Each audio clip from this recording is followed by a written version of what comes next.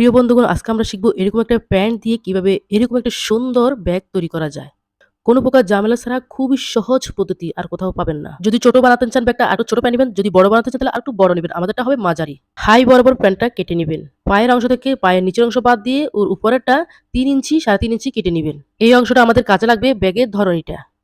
এবার নিচের অংশটা আরেকটু ভালো করে কেটে সমান করে নিবেন। যেহেতু এটা হাই ছিল ওখানে একটু বাঁকা সিস্টেম। প্যান্টটা উল্টা করে সমান করে ২ পাশটা কেটে নিবেন। আবারও ভালো করে দেখবেন নিচের সাইডটা যেন সমান থাকে। এবার আমরা পায়ের অংশ থেকে যে ৩ ইঞ্চি ৩.৫ ইঞ্চি কাপড় রেখেছিলাম সেটা একটু ভাঁজ করে সেলাই করে নিব।